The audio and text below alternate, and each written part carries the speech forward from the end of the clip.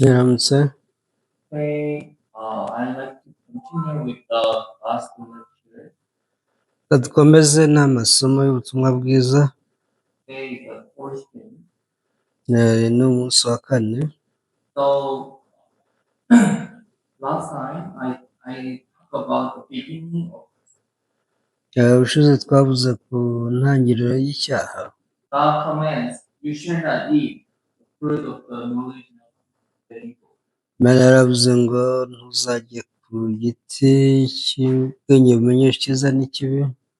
For in the day that you eat of it, you shall surely die. Ni kubera ko umunsi wakiriyeho no gupfa uzapfa. That is what God said to Adam. Ibi ni byo Imana yabwiye Adamu na Eva. But he was deceived through the conversation with the serpent and disobeyed. Gusa Eva yaje gushukwa na Satani binyuze mu kiganiro yagiranye nawe ntiyumvira. Then he shared the fruit with Adam, her husband. Yariye kuri za mbuto ahana Adamu nawe aryaho. Adam sinned. Nuko niko bombi bacumuye. The result is sin entered, and death came upon humanity. Umusaruro wavuyemo ni uko icyaha cyaje mu isi kikagera ku bantu bose. So today I would like to talk about the sin and death. Umunsi rero turavuga ku cyaha n'urupfu. The biblical meaning of the death is the purpose of the law, meaning of the repentance. Ubusobanuro bw'icyaha muri Bibiliya no kwihana.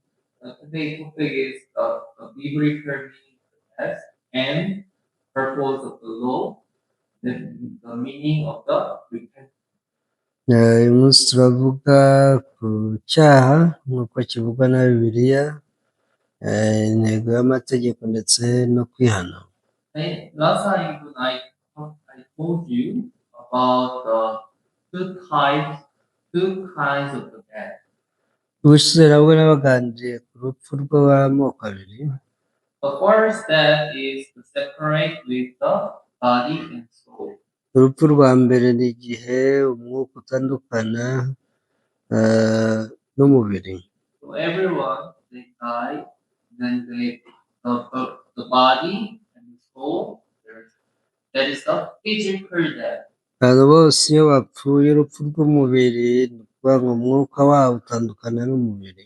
The second death is after judgment, so the soul and eternally separate from God.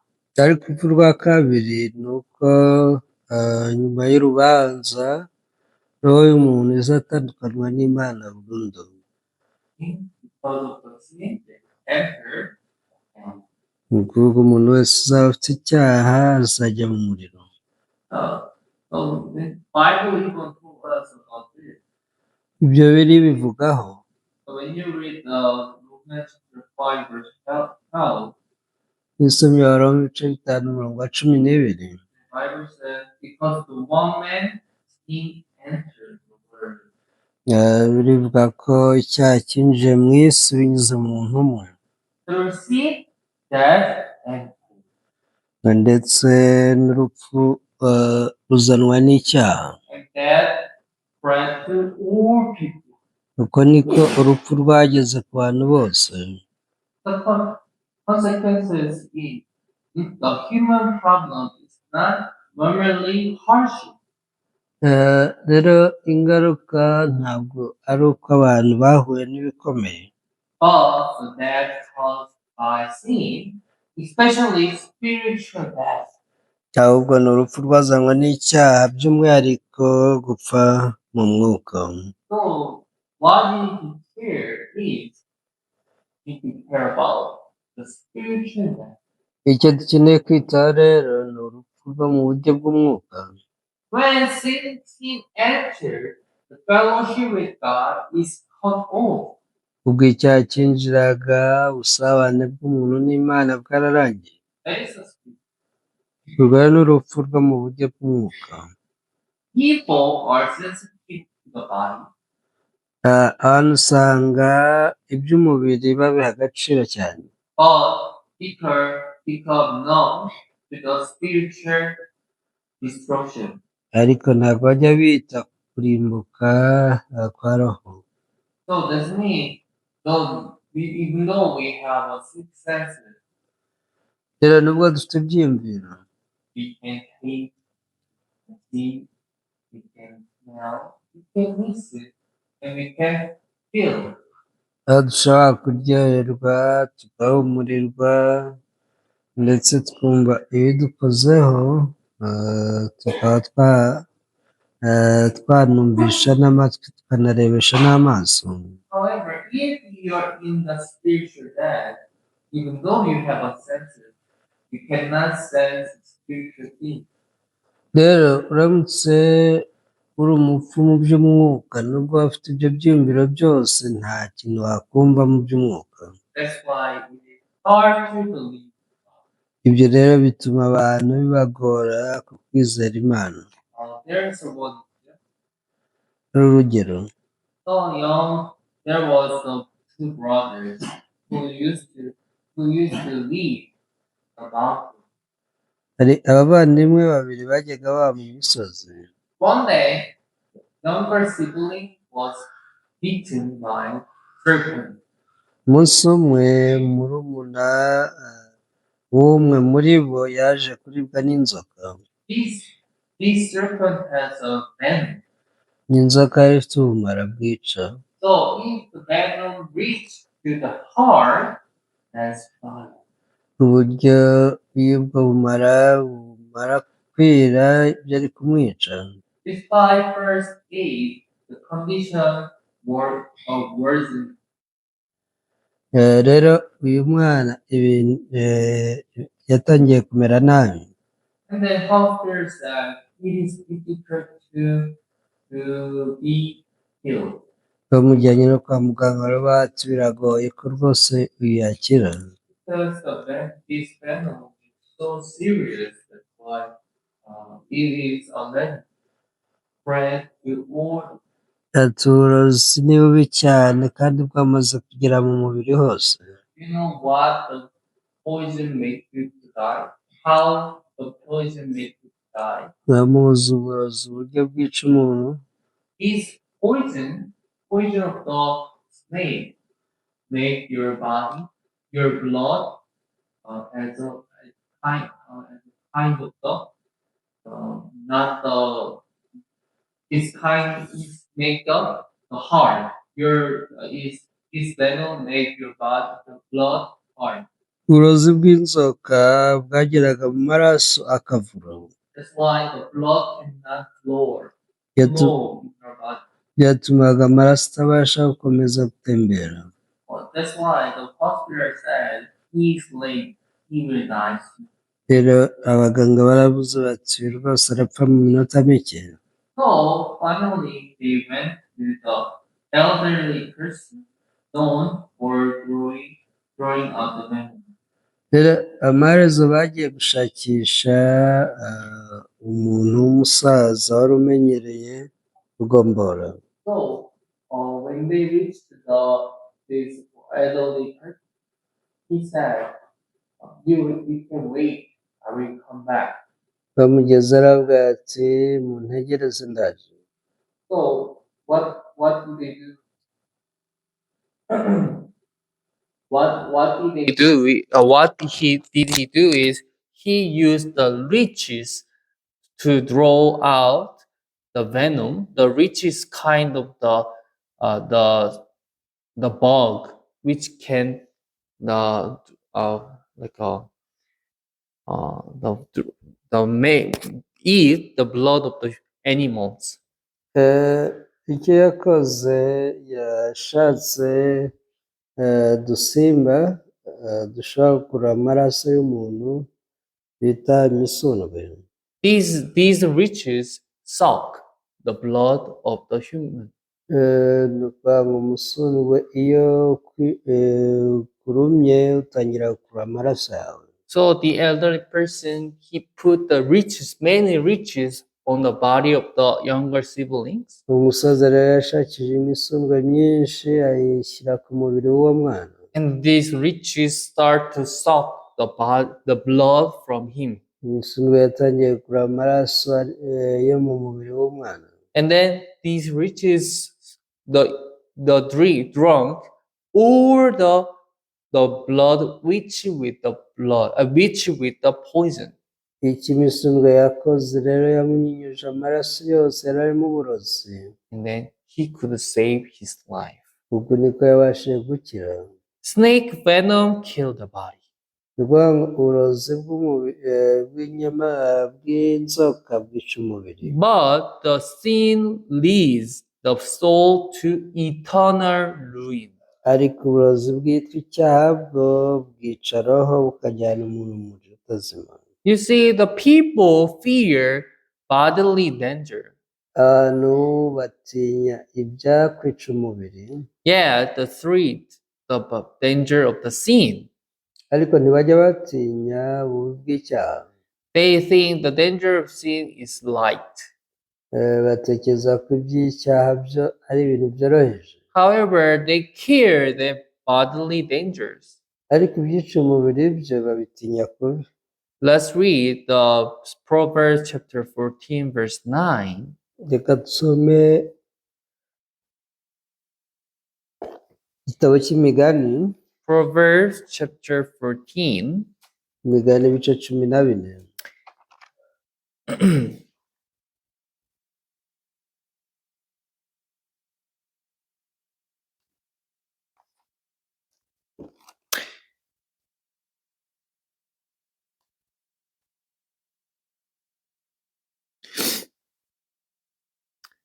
Proverbs chapter 14, verse 9. Imigani ibice 14 umurongo waho 9. Fools mock at sin, but among the upright there is favor. Handitse ngo abapfapfa bahinyura igitambo cy'ibyaha, ariko mu bakiranutseho hariho gushimwa n'Imana. You see, the fools make the light of sin. Ngo abapfapfa bahinyura igitambo cy'ibyaha.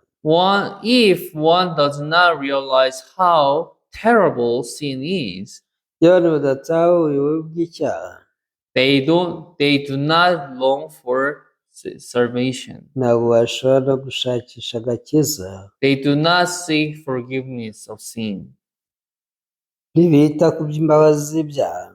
So the people that if they are dead, the spiritual sense dead, and then they could enter the eternal death in the heaven. Rero abantu babasha kugira ibyiyumviro bya mwuka, babasha no kwinjira mu bugingo buhoraho mu ijuru. So those who understand about the concept of sin, yes, they start to figure out the way of to wash their sin. Iyo abantu bamenye ububi bw'icyaha batangira gushakisha inzira cyakemukamo. One of the way is they're asking the forgiveness of sin. Ariko imwe mu nzira bakoresha ngo ni ugusaba imbabazi zabyo. They may call repentance. Bakora kwihana ariko gupfuye. But there are the common misunderstandings about the repentance. Uzasanga hari urujijo abantu bahurira ku byo kwihana.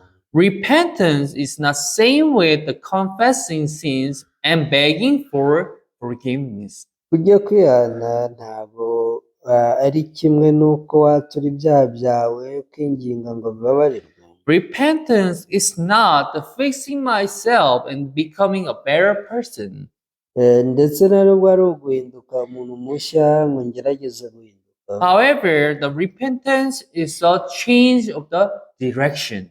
Abo kwihana ni uko mpindura icyerekezo. Stopping the lower road of sin and the destruction and turning back to God. No kuba mu nzira y'abanyabyaha n'irimbukiro ngahindukirira Imana. That is a true meaning of this repentance. Icyo ni cyo gisobanuro nyacyo cyo kwihana. Turning back to God.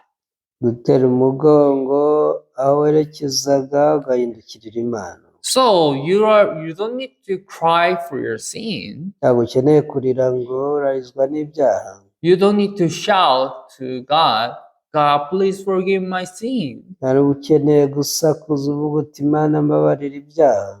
But what you need to do is you need to abandon your judgment and make U-turn to God. ntabwo ukeneye ni ukurekura guca imanza kwawe n'inzira zawe werekezagamo ugahindukirira Imana. And then there is another misunderstanding. hari urundi rujijo. That is they believe that they need to keep the law. ni uko abantu bibwira ngo dukeneye kubahiriza amategeko y'Imana. Many mistake faith as keeping the law. kandi mu gihe babigerageza bakora amakosa menshi. Yet the scripture says no one is justified by the works of the law. mu gihe ibyanditswe byo bivuga ngo nta muntu uzatsindishirizwa n'imirimo itegetswe n'amategeko. Let's check through the Bible. reka turebe muri Bibiliya. Romans chapter 3 verse 19 and 20. somye Abaroma ibice 3 umurongo wa 19 n'uwa 20. Romans chapter 3 verse 19 and 20. Abaroma ibice 3 umurongo wa 19 n'uwa 20. Now we know that whatever the law says, it says to those who are under the law, that every mouth may be stopped, and all the word may become the guilty before God. tuzi ko ibyo amategeko avuga byose abibwira abatwarwa nayo kugira ngo akanwa kose kazibwe kandi abari mu isi bose batsindirwe n'urubanza imbere y'Imana. Therefore, by the deeds of the law, no flesh will be justified in his sight, for by the law is the knowledge of sin. kuko imbere yayo ari nta muntu uzatsindishirizwa n'imirimo itegetswe n'amategeko, kuko amategeko ariyo amenyekanisha icyaha. What is the Bible says? ese Bibiliya iravuga ngo iki? By the deeds of the law, no flesh will be justified. ngo imbere y'Imana nta muntu uzatsindishirizwa n'imirimo itegetswe n'amategeko. Well, what is the purpose of the law? ese amategeko ubundi amaze iki? The law is like a meter of our heart. amategeko ni nk'indorerwamo umutima wireberamo. The meter cannot wash your face, burya indorerwamo ntabwo yakuhagira, but it shows dirty. kuko ishobora kwereka umwanda ukuriho. Through the meter, you can see, my face is dirty now. iyo wirebeye mu ndorerwamo uravuga uti ndabona mfite umwanda mu maso. That's why I need to wash my face. ubu uti nkeneye gukaraba mu maso. That is the purpose of the meter. iyo ni intego y'ikirori. Likewise, the law reveals that I am a sinner. ni nk'uko n'amategeko nayo aguhishurira ubunyacyaha bwawe. The law demands the perfection, amategeko asaba ubutungane, not best effort. ariko ntasaba ko umuntu agerageza. So, the James chapter 2 verse 10 says, if you break the one of the law, you are the guilty of all. kubera ko Yakobo ibice 2 umurongo w'10 ho bavuga ko nubwo wasitara ku itegeko rimwe wowe wishe amategeko yose. And then some people say, I never commit sin. hari abazakuba ati ariko ngewe ibyo byaha ntabyo nakoze. However, that is your standard. nibyo, iryo ni ishingiro ryawe, ni igipimo cyawe. What is the standard of the Jesus? ese wigeze ureba igipimo cya Yesu? When you check through the Matthew chapter 5, not only actions, but inner motives are judged as sin. uramutse ugenzuye muri Matayo ibice 5, ntabwo ari ibyaha n'ibikorwa gusa, ahubwo n'ibitekerezo byawe bigize icyaha. For example, the lust in your heart, it is same with adultery in act. nk'urugero, kurarikira kwawe bihwanye no gusambana. What about the hatred? Hatred is same with the murder in act. nose urwango mu mutima wawe kwangana nabyo bihwanye no kwica. That is the standard of the Jesus. Iryo ni ishingiro rya Yesu. According to this standard, are you sure that you never have a loss in your heart? You never have the hatred in your heart? Ugendeye ku bipimo bya Yesu, ese koko nturagira kurarikira mu mutima wawe cyangwa urwango? I believe that no one do that. Nizera ko nta n'umwe ibyo wabirokokaho.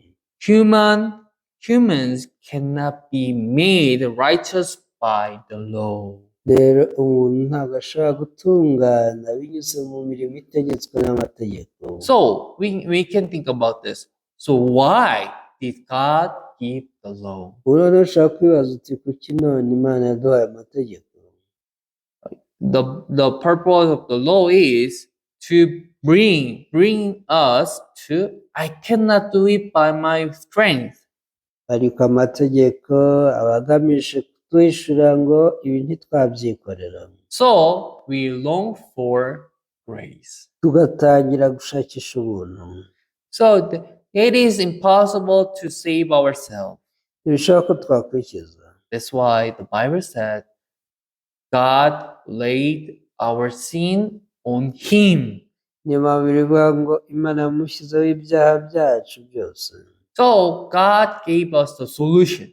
Imana yaduhaye igisubizo. That is Jesus Christ. Kandi icyo ni Yesu Kristo. Yes, when you read the John chapter 1 verse 29, Usomye Yohana 1:29. the Lamb of God who takes away the sin of the world. Aravuga ngo ni umwana w'intama w'Imana ukuraho ibyaha by'abo mu isi. Jesus is the one who took away the sin of the world. Yesu niwe wakuyeho ibyaha by'abo mu isi. Through that, we don't have sin anymore, but he is. Kubera we ntitugifite icyaha kundi. Because he want to wash the sins for us. Kubera ko ashaka koza ibyaha byacu. Bible said, without the shedding of the blood, there's no remission. Biravuga ngo atariho kumeneka kw'amaraso nta nubwo ibyaha byababarirwa. That's why the Jesus had to crucify on the cross. Rero Yesu yagombaga kubambwa ku musaraba. The forgiveness is accomplished by the Jesus blood. Kandi imbabazi z'ibyaha zasojwe n'amaraso ya Yesu Kristo. When you read the Hebrews chapter 9 verse 12, Uramusomye nk'Abaheburayo igice cya 9:12. with his own blood, he obtained eternal redemption once for all. Aravuga ngo kubw'amaraso ye yatuboneye gucungurwa ku iteka. We are not justified by the law. Ibyo birahagije iteka, ntabwo tugitsindishirizwa n'amategeko. But justified by the grace of Jesus. Ahubwo twatsindishirijwe n'ubuntu bwa Yesu Kristo. The law exposed the sin. Amategeko ahishura icyaha. The grace washed the sin. Ariko ubuntu bwo bwatwogeje ibyaha. So today I talk about the sin and the law and then repentance. Uyu munsi nabaganiriye ku cyaha, amategeko no kwihana. Before closing, I hope to ask yourself. Ariko mbere yo gusoza ndashaka ko wibaza uti. Do I realize the seriousness of sin? Ese koko nabonye nanatawe uburemere bw'icyaha? Do I understand the repentance is not merely saying sorry, but changing of direction? Ese koko nasobanukiwe ko kwihana atari ukwisegura ahubwo ari uguhindura inzira? Instead of trusting myself before the law, do I trust the blood and the grace of God? Ese koko nizera amaraso ya Yesu n'imirimo ye cyangwa nizera inzira zanjye?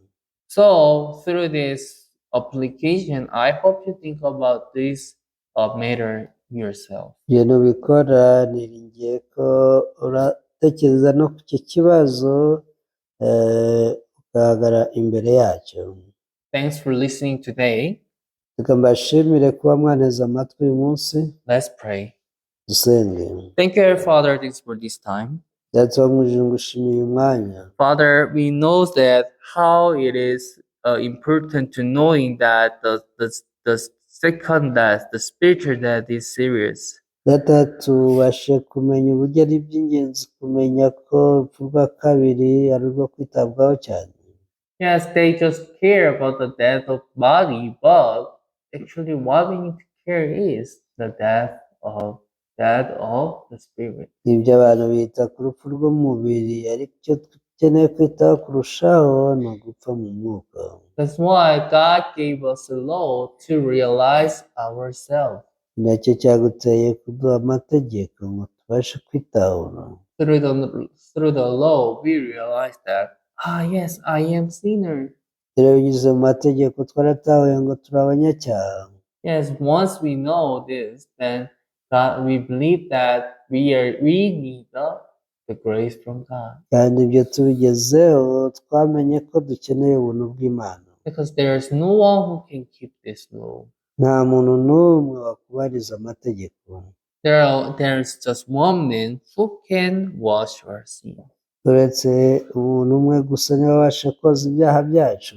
That is Jesus Christ. Ngo nta wundi ni Yesu Kristo. But Jesus never asked some payment from us. Yesu rero ntabwo yigeze aduca ikiguzi. Without any payment, without any the paybacks, he just shed his blood on the cross. Nta kintu na kimwe aduciye, yamenye amaraso ye ku bwacu ku musaraba. Because he wanted to save our sin. Kubera ko yifuje kudukiza ibyaha.